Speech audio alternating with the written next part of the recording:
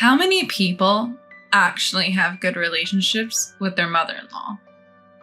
I've often wondered about that, given my rocky relationship with my mother-in-law, Mary.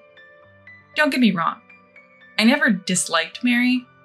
In fact, I always wanted to get along with her. But from the very beginning of our marriage, Mary has been bending my intentions out of shape. My husband and I got married 4 years ago. We met through mutual friends and hit it off right away, starting to date. On our 3rd anniversary, he proposed. He's not much of a talker, but he's always been kind and calming, a real rock for me. So when he proposed, there was no hesitation. I said yes, and we happily tied the knot. As for my father-in-law and mother-in-law, I never had any particular thoughts about them. During family meetings, our conversations were always pleasant. No snide comments or anything. I figured we'd just keep a healthy distance and get along fine. Then came our first Christmas after getting married, and that's when the drama started.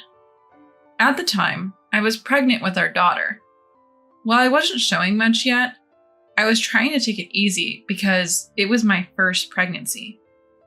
But when we arrived at my in-laws' house for the holidays, Mary immediately put me to work preparing the Christmas dinner.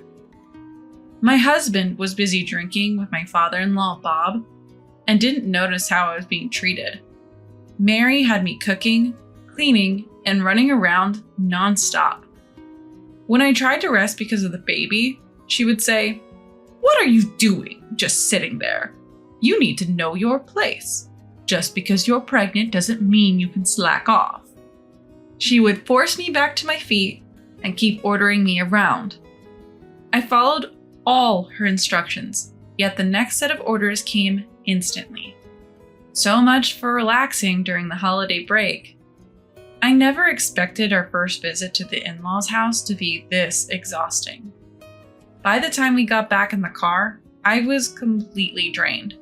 My husband should have noticed what was happening between Mary and me, and it frustrated me that he didn't seem to care. But he had been enjoying his time talking and drinking with Bob, so maybe he just wasn't paying attention to me. I couldn't bring myself to confront him about it. After that, our daughter was born, and during the following summer, we went to my parents' house. My parents live about an hour away from our apartment, just like my in-laws, so we visit them every few months. However, Christmas at the in-laws became an annual tradition. But the pressure to visit them more often increased after our daughter was born. It might just be because they want to see her, but for me, it's been a source of stress. Every time I go to the in-laws, I know I won't be able to relax, and Mary will always have some sort of task for me. I knew all too well what I was getting into, and if it were up to me, I wouldn't have gone. But my daughter was still young, and I couldn't just leave her behind. My husband, as clueless as ever, didn't seem to notice that Mary was making my life miserable. The only one who seemed to get it was Bob, but he's practically invisible at the in-laws' house. He never says anything to Mary. Mary knows this, so she doesn't openly harass me when my husband is around. But if Bob is there, she'll make snide remarks. On top of that, she has me prepare meals and then serve them, only to my husband and Bob saying, "We'll eat later. We have chores to do." Then she eats in the kitchen, leaving nothing for me.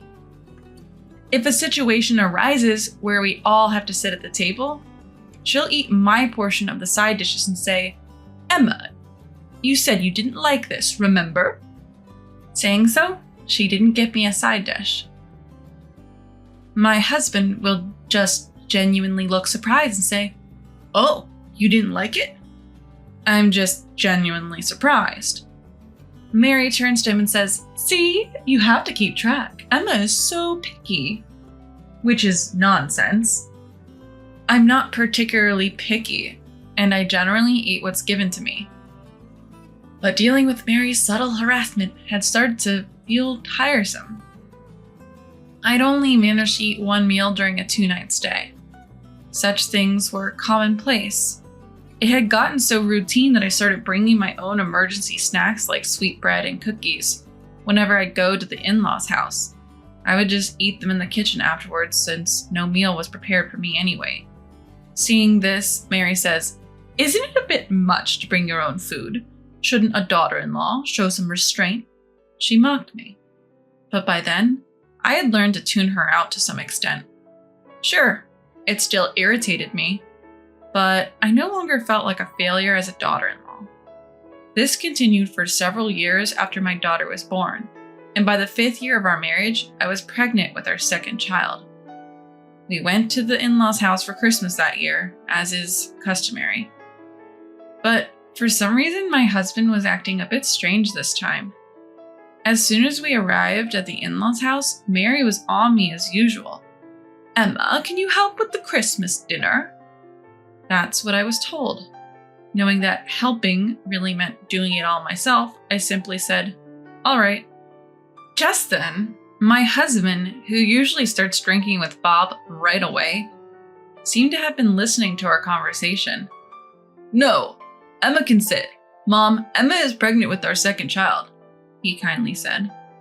Even so, when I tried to speak, my husband sharply snapped, "Just sit down," he yelled. I was shocked to see him so furious. It was unlike his usual calm demeanor. However, just as I was about to sit, Mary chimed in. "Look, things go faster when women handle these tasks. Emma helps me every month, so just sit down, okay? Come on, Emma." Unable to do anything else, I ended up being bossed around by Mary as usual. But today was different. My husband seemed off. As we headed to the kitchen, my husband followed. Upon arriving, he asked, "Mom, where's Emma going to sit? You're going to help too, right?" Mary quickly fetched a chair and set it in front of me, saying, "Here, sit down, Emma. You're pregnant after all." She was uncharacteristically kind. All the while, my husband just stood there, silently observing. Although he didn't interfere, he watched us intently. But Mary grew restless and tried to get my husband out of the room by suggesting, "Why don't you go have a drink with Dad?" My husband, however, didn't budge. Our daughter's fussing caught Mary's attention. "Listen, Betty's crying. Go soothe her." Finally, my husband left the kitchen. Immediately, Mary sighed and said, "Oh, I'm tired. Emma, just finish the rest yourself. Stand up. Pregnancy isn't an illness." She snatched the chair from me and sat down. But Mary's relief was short-lived. My husband returned carrying our daughter. Mary, caught off guard, tried to stand up and ended up falling with the chair. My husband glared at her. "Why are you sitting, Mom, while Emma is standing?" he said in a cold voice. Frantically, Mary answered, "Oh, my back just started hurting a bit. I just switched places for a second." She hurriedly returned the chair to me. Thanks to my husband's supervision, Mary actually helped with the Christmas dinner prep, and we finished in half the usual time. Still, my husband remarked, "This was much quicker than usual, even though you both should be working on this every year." He made such a mysterious comment. Mary, without replying, simply said, "I'm going to start preparing dinner. Why don't you go to the living room with Betty?" She tried to smile as she said this, but her son didn't budge an inch. Instead, he said, "Mom, why don't you want me in here? Is there something you're trying to hide?" Mary was clearly flustered, but managed to stammer, "No, not really." Then he sighed and said, "Call me if you need anything," and returned to the living room with our daughter. Once she confirmed he had left, Mary shot me a glare. "Did you say something to John?" I was equally surprised. I never thought my husband would behave like this. "I haven't said anything. I don't know what you're talking about." Exhaling a sigh, Mary said, "Fine, whatever. After dinner, you'll be cleaning upstairs. You know the drill. You do it every year." After that, I prepared dinner, and as usual, Mary served my husband, Bob, and herself first. But today was different.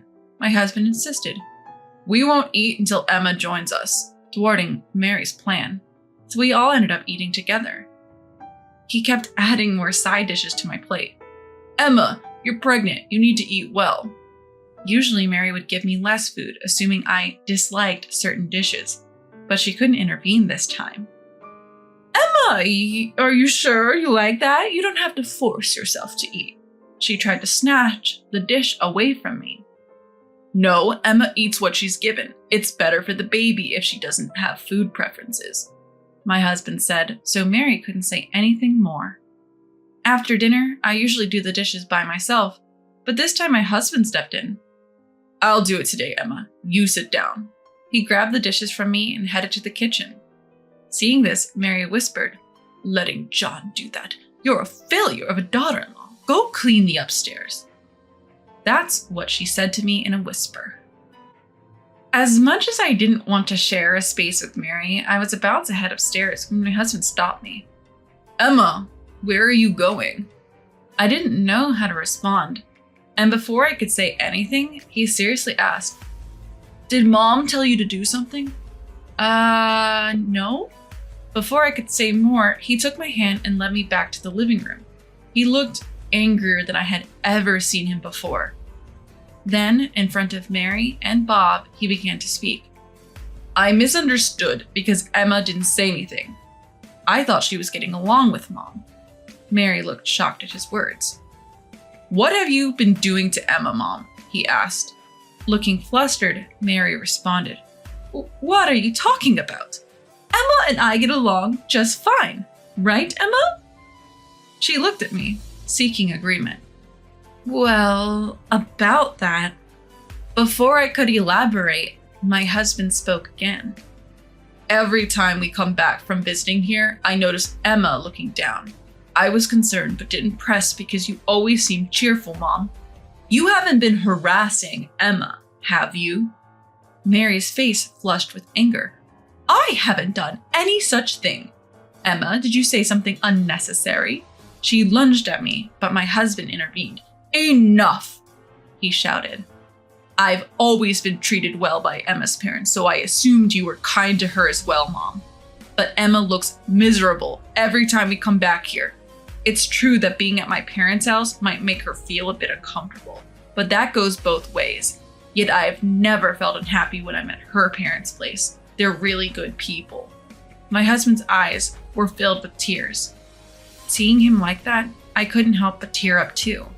My husband looked at Mary, who was visibly uncomfortable, and said, Mom, can you really face Emma's parents like this? Can you honestly say you treat Emma well? Just then, Bob stood up and apologized to us. I'm sorry, Emma. I also noticed that Mary had been distant with you, but I didn't say anything. I'm equally at fault. I'm truly sorry. Hearing this, my husband turned to Mary. Mom, you should apologize to Emma too. While saying sorry won't fix everything, it's a start. But Mary wouldn't even look at me, let alone apologize. Seeing this, my husband sighed deeply and said, If that's how it's going to be, Mom, then fine. We won't be coming back to this house ever again. Mary looked shocked. That's not fair, is it? She pleaded. Ignoring her, my husband began packing our things. Mary started sobbing uncontrollably. But no one, not even Bob, comforted her. Let's go, Emma, my husband said, picking up our daughter and calling me. Mary collapsed on the floor, crying, and Bob just sat there, head down. In that awkward atmosphere, we left my in-laws' house. Ever since, Mary has tried to call my husband multiple times, but he's blocked her number. He's cut off all ties with his parents' home and hasn't been back. Instead, we've been visiting my parents more frequently. At first, my parents were puzzled by our increased visits, but they welcomed us warmly each time. My husband often says, Emma's parents are truly wonderful people. I think he feels guilty for the tough times I endured at his parents' home, but I'm not concerned anymore. I have no stress now that we've stopped going there. In the end, I owe my current happiness to my husband's actions back then. I'm truly grateful. From now on, I want to create many happy memories with my husband, our daughter, and my parents, and continue to walk a happy path in life.